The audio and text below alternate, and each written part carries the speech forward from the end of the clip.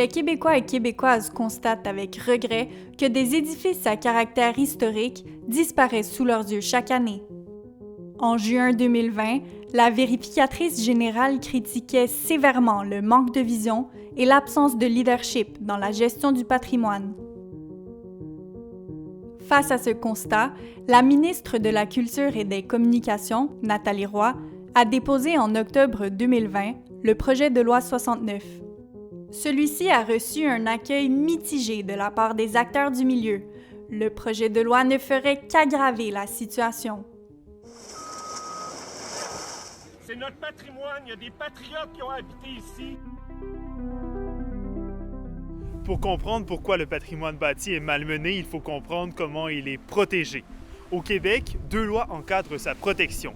La loi sur l'aménagement et l'urbanisme depuis 1979 et la loi sur le patrimoine culturel en vigueur depuis 2012.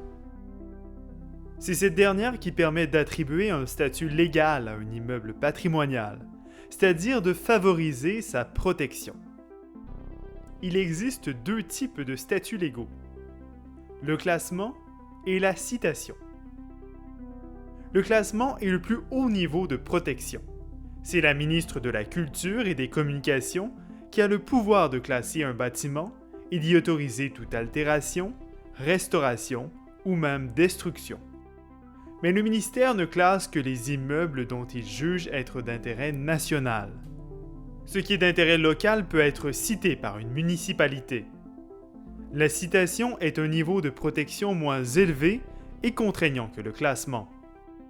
Les municipalités peuvent fixer des conditions sur le plan de la protection, mais les propriétaires des bâtiments peuvent les éviter. Par ailleurs, les municipalités n'ont pas l'obligation de citer les immeubles patrimoniaux qui se trouvent sur leur territoire. C'est ce qui s'est passé avec la maison Pasquier, qui avait 300 ans d'histoire. La Ville de Québec ne l'a pas citée, même si le ministère reconnaissait qu'elle avait un intérêt local. La demeure a par la suite été détruite par son propriétaire.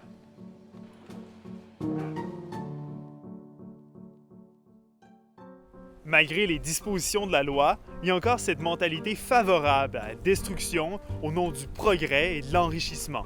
Dans les dernières années, des cas de destruction par abandon ont été observés au Québec. C'est le cas du manoir Mascouche, une résidence seigneuriale du 17e siècle. La municipalité a négligé son entretien après l'avoir acquis en 2015. Le bâtiment a finalement été rasé en 2020. Il sera remplacé par un projet récréotouristique de 49 millions de dollars.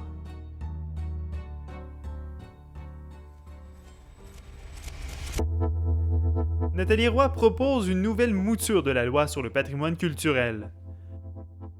Les municipalités devront tenir un registre des bâtiments construits avant 1940 pour favoriser leur protection. L'inscription du patrimoine moderne n'est pas obligatoire. Les citoyens auront le pouvoir d'appeler des décisions prises par leur municipalité, comme l'accord d'un permis de destruction pour un immeuble patrimonial. Finalement, les municipalités régionales de comté ou MRC pourront maintenant citer des bâtiments. Les MRC sont un rassemblement d'élus municipaux de petites et de grandes villes d'un territoire donné. À nouveau, ce sont donc les villes et les municipalités qui sont les principaux gardiens du patrimoine. Une erreur qui mène dans le même cul-de-sac, selon 2 sommités dans le milieu. Félix Lambert et Serge Royal vont jusqu'à implorer la réécriture du projet de loi. Selon eux, laisser place au développement poussé par les promoteurs bénéficie aux MRC. Cela leur permet d'en retirer des taxes additionnelles et de se débarrasser d'un poids financier. Cette vision est incompatible avec la conservation du patrimoine immobilier. Pour d'autres, le projet de loi dévalorise le patrimoine moderne, n'obligeant pas les municipalités à recenser les bâtiments construits après 1940. L'âge d'un bâtiment ne devrait pas être l'unique critère pour juger de son caractère patrimonial.